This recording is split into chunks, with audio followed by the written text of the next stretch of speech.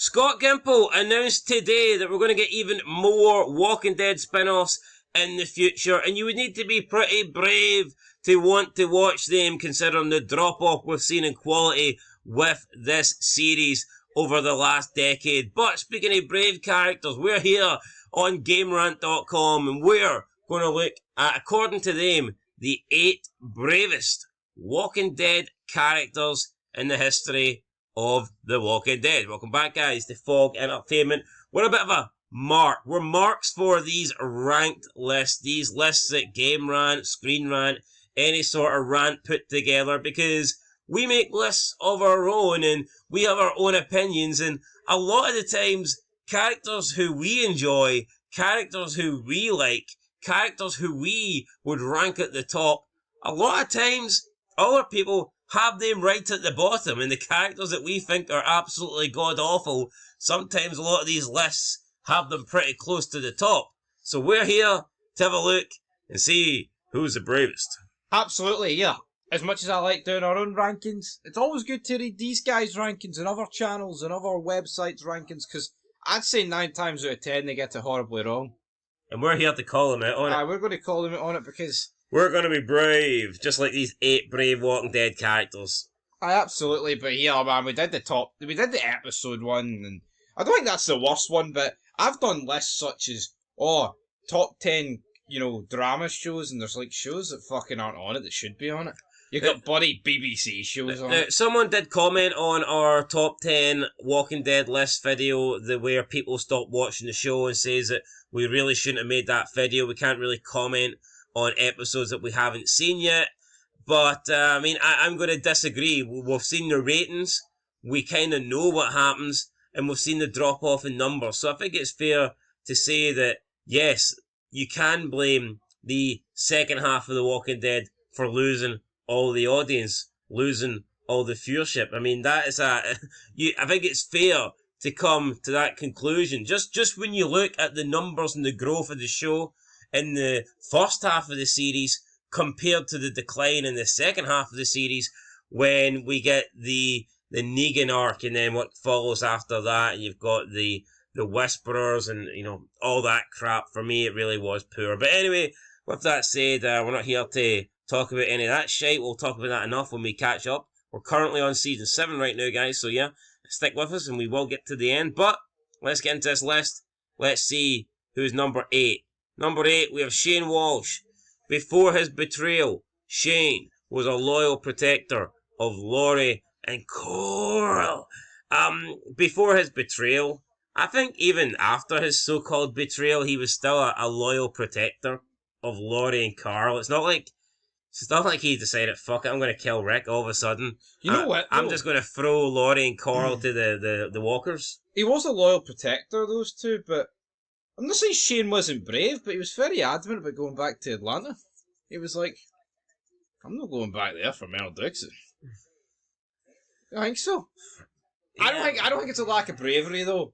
But you notice the way like some other characters, like you notice the way like later in the show, like fucking no-name jobbers that have not dealt with any like physical altercations in their life are just risking it all. It's unrealistic. Yeah, and that's what it butchers like earlier characters like Shane. No, who are like, what's the point of going back to? Well, we shouldn't go to the city. 100%. Shane was like, it's not worth the risk, especially for a scumbag like Daryl Dixon. But in the later seasons, when like you said, like no-name characters will go on these suicide missions almost to save somebody that they don't even know, and it's like, yeah, you're kind of undoing all the great work of the earlier seasons. But I mean, you talk about Shane not going back to Atlanta. When Meryl went back to Atlanta, if it was T-Dog tied on that rooftop? No, something tells me not, brother. So there you go. I mean, it's all about perspective, but for me, Shane Walsh had to be in this list, didn't he? There can't be 8 braver people than Shane. No, there can't be, but the show did a good job of trying to make him look shite. Yeah. Number 6. Oh my fucking god. But see, that's my point. Carol Peletier. Low lacking bravery to start. Hardship. No, hold on, right? She let her fucking kid die, honest. Well, that's it. I don't give a fuck how brave she gets in France or season 10 or 11 or, oh, she killed Karen and David, so empowering for a woman. This woman sat in Dale's RV washing dishes while her daughter was out starving and getting bit. But she should not be on this list. Yeah. Let's not even, there's no point in talking about it. Here. Maybe Billy Mitchell got brave in later years, but we all remember him for hiding in a shower when his friend was getting beaten to death. So I mean, that pretty much sums up Carol in my eyes. Play with me. Nah, but I mean, just such an overrated character. One of my least favourite characters in this entire series. No, she can't be on this list. No, she can't. You cannot let your child suffer and do nothing about it and be on a brave list. Yeah, no, it's just no, you sitting can't. in an RV crying while everyone else is out blaming looking. Daryl. Fucking wise up, man. No, this is horrific. I'm not surprised though. No, I'm not surprised either, but it's like, you know, it was Merle Dixon on the rooftop, it wasn't Carl or Laurie. Well, what Shane would have fucking scratched his head all the way to Atlanta if that was the case. At what point though did Carol become brave? When she killed Karen and David? When she killed two innocent people from behind? But see, compare it. Like, look when she killed a little kid? Look at when she was bullying kids? Look at No Sanctuary, right? This 50-something dishwasher, that's the reality. I mean, she literally was bullied Sam as well. She, a cookie monster. The bullier of kids, the dish, the wash of the dish. She takes down like 50 people, rescues the entire group, but then back in season 1, you've got Shane, who's adamant about going to... It's so fucking retarded. It really is. Even by season 5, logic's at the window. Yeah, she might be brave when she's got some fairy up liquid and hot water in her hands, but I mean, other than that, I'm not buying this. So, yeah, number 7. Let's get to Fort Benning. Carol. Yeah, I wonder what everyone says if they went to Fort Benning, the group would have got killed. I mean, I don't know. Couldn't end up much worse, could have. No, but man. What if? Well, imagine they did what if Shane and Andrea left? That would have been good, but, you know. Unfortunately, they waited until the show was shit to give us spin-offs. Here, all these characters suck now. Here's a bunch of spin-offs that you don't care about. Absolutely. Right, let's move into number 6. We have Maggie Rhee, the farm girl grew throughout the series. I'm not going to bash Maggie. I don't know if she would be in my top 8. Like, I don't think she did anything that's, cardly, but top 8. Yeah, look, I don't think she's a coward, and I do think she's brave to an extent, but I'm not really recalling, like... acts of heroism. Yeah, I'm just not. Like, I think she's a decent character, and like you said, I mean, out of all the women, especially in the earlier seasons, before they just made them all, like, super powerful and equal to, like, the greatest men of all time, Maggie was definitely the standout one. Yeah, it's until like Michonne came around, 100% Maggie was the standout character. But overly brave, I'm just not really sensing it. Top 8, definitely not.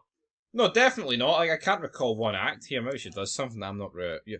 But it's like, it kind of boils down to, it's not as bad as Carol, obviously, but it's like... I mean, if she was brave, the whole she would Negan put Negan down. Like the whole Negan situation goes against her. I mean, if you look at like Merle and T-Dog, the rooftop battle, the two goats, they both sacrificed themselves in the end. Are they going to be on this list? I mean, I think Merle might be. I wouldn't be surprised if T-Dog's not on this list. Like, I know T-Dog was already bit, but he literally let himself get ate to save Carol. So if he's not on this list, but she is, I'll have a big beef. See, that kind of makes me hate T-Dog. I mean, he gave up his life to save her. What a waste. Anyway, a fucking waste. Maggie, number 6. Number 5, got Michonne. That just doesn't feel right. Michonne Grimes. No, doesn't does it? Does Michonne deserve to be on this? I've no complaints. I mean, I can see why Michonne's on this list. She should be higher though. Well, lower. 8 for some. Yeah, I mean, I can see why. She's. But saved Andrea. Like you said, I mean, the later seasons, I think this of like her going on this suicide mission and with that wee midget guy, and it's very uncharacteristic until like they're sending these characters like to go on these crazy. She spent 12 months with this midget guy recovering from chlorine gas. Yeah, I mean, no, it's just overbooking into like. I guess you could say she left the kids behind. Well, maybe it was brave. I don't know. No, but find Rick. See, based off what Michonne has done, to me, there's no one braver. Like, if you actually factor in what she actually did, but leave her kids behind. No, but like actually going this like across America fucking mission to get Rick, fighting the CRM, getting this chlorine gas thing, destroying her lungs, having to carry herself and basically save herself in the wee Diddy man for 12 months in some fucking abandoned. I mean that's pretty brave. No, it is. She saved Andrea, looked after her for like the whole winter, things like that. Killed the governor's daughter right in front of him. Fucking lived to tell a tale. It's like you factor all this stuff in. How's she on the fucking same list as Carol? It's a joke.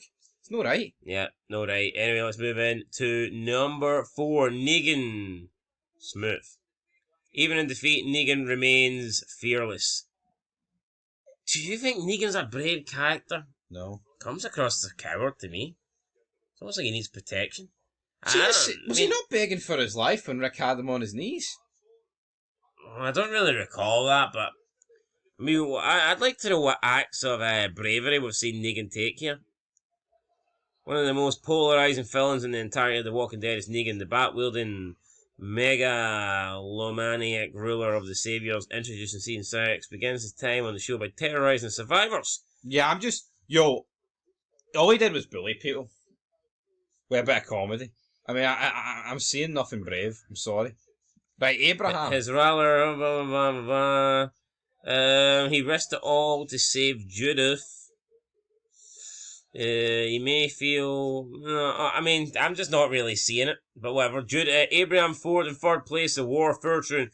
Yeah, that's a brave guy. That's a guy that he took the baseball bat. Like. Yeah, he stood up. Well, he was on his knees, but he was still taller than everyone else. He took this like a man. Among jobbers. And he was pretty much sacrificing his life and he was willing to give up his life to protect Eugene, to get him to, Washington, because he thought that would save the world. So he's certainly not a selfish guy. No, I tell you what, I think Abraham and Daryl are the only two that would have had that bat pointed at them and not fucking greeted about it. Now, I do think Daryl might have fought back, but see if it went to, say Negan pointed to Glenn, Maggie would have been greeting, and Glenn would have been like, no.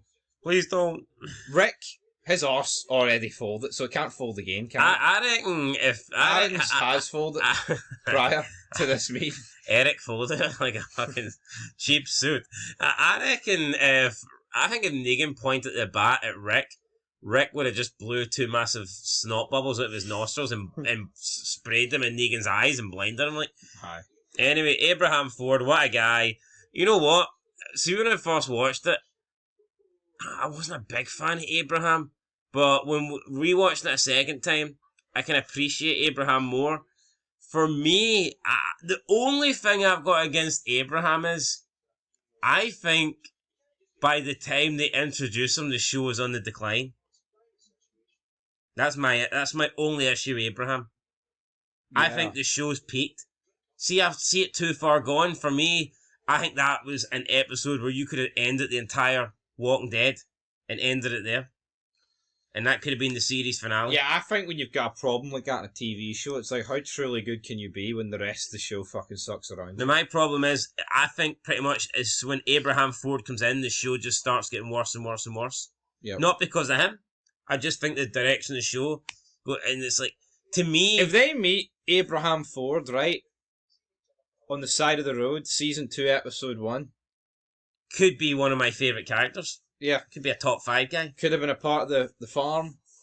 Him and Herschel could have had some decent back and forth. I mean, he doesn't even meet Herschel, fuck's sake. No. He could have been a good right-hand man to have during the war with the governor. Maybe if he got a pair of binoculars. Him and Merle, I could imagine some good shit. He might have seen Herschel's head. Yeah, he might have seen Herschel's head. But it's like, you're right. He gets introduced into the worst period by far in The Walking Dead to that point, where it's just standalone episodes of just fucking groups of jobbers running about. Yeah, and then he does... I mean, he gets lied to and manipulated and outsmarted by Eugene. I mean, then he gets cucked out after his death because Rosita pretty much sleeps with every man fucking alive. Spencer, Eugene, Gabriel. I mean... Like, what is he even all the losers. I mean, what the fuck? A bit strange, but I just, it's hard to take the Walking Dead series when you lose guys early on like Abraham and Merle and Shane, and then you're left with the dishwashers. The Windy Lickers. The Dregs Society. The guys like this guy the here. Mongos. Him. Yeah. One of the most overrated characters. I fucking See if can't he's on stand this list, by the way. With 2 more spots. We're ending the Fed, I'm not even talking about it. Who do you think it's going to be, by the way? I'm assuming Rick will be one. Could it be Core? Is Rick, though? Rick's a little fucking bitch. I think Rick will be number 1. Like, what about the governor? Nah, but the governor will be on it. I think Merle. I think Merle will be on it. Daryl? Yeah, you know what? You can have a Daryl and Rick's probably no, but like, how can T-Dog not be on this list? Like, why is Carol on it and not T-Dog? Is it because it's a shite list? But yeah, let's be honest. We've not. Rick and Daryl's going to be 1 and 2. Yeah, no, I know when they left the farm, T-Dog was like, "We're going west. I ain't going fucking east." You know, I know he shat it, but like Carol let her go after her own daughter. Is it any coincidence that we've got 2 more to go? Everyone that we've seen so far, outside of Shane and Abraham, are in the spin-offs. No, probably not. So all the spin-off characters are on this list. It's a yoke. It's like, I think it's a recency bias thing. That is right. I'm going Daryl up next. Me too. Daryl Dixon, a seasoned, invaluable member of the group. I mean, I'm not going to sit here and say the guy's not brave. I personally wouldn't have him at number 2 though. Look at the two of them when the governor's got them in that walker pit, ready to fight to the death. This guy's, kind of groveling and crying, and Meryl's ready to Follow steal my lead, baby, bro. Meryl's ready to, steal the show. Yeah. So, I don't know. So what you're saying is Meryl's going to steal number one? Well, I mean... No, I'm sorry, I just Rick's a little bitch. It can't be, Rick. Oh, it will be. But it can't be. But it will be. No, but I refuse to believe it's Rick. Well, I'm going to put you at your misery right here, right now, because number 1 is Rick Grimes rises to the role of leader. Listen, you can be the greatest leader of all time. It doesn't make you the bravest person. No. I would actually argue I'd argue that being in the role of leader sometimes you perhaps don't have brave characteristics because you can always just delegate tasks to someone else. It's like, even if you look at like armies and stuff like that, was the king always the bravest person? A lot of times he wasn't even on the battlefield. Yeah. No, but like, what's brave about Rick? Like, in season 1, what's brave about him? Like, what did Rick do? Oh, fuck, that's a brave. Like, let's be honest. See, going back from Merle, right? It was so Rick didn't have a guilty conscience. That's pretty much, and he had to get the bag of guns. And if it was a wee bit later in the show, like, he wouldn't have went back. No, he wouldn't have. Season 2, what's he do? He gives a lot of blood for his son, but you know what? I feel like that's just, that's what you gotta do, bro. Any honourable mentions? Are we going to get anything here? Let's have a look. Or is it just Rick Grimes? A flawed character. Well, that's it then. Just, No, but see, once Rick is blowing snot bubbles out his arse about Negan, it's out the window, man. I'm sorry, it's gone. Who do you think? Look at him grating about the CRM. I couldn't quit Michonne. Right. I mean, there's a guy that you mentioned during this video, and you didn't think he'd took a certain incident well.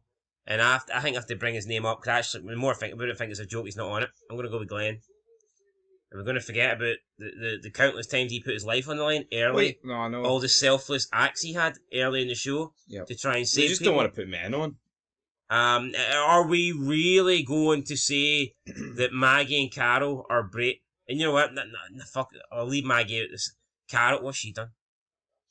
No, she literally left her daughter to die. She cannot be on this list. Glenn was willing to sacrifice himself. Glenn was risking his life just to grab guns and try and find ways out and purify the water well and save members of the group, help them get out of Atlanta. Carol wasn't even willing to put herself in danger to find her own flesh and blood that was stuck out in the middle of the fucking forest. Aye, and she would be going out with help.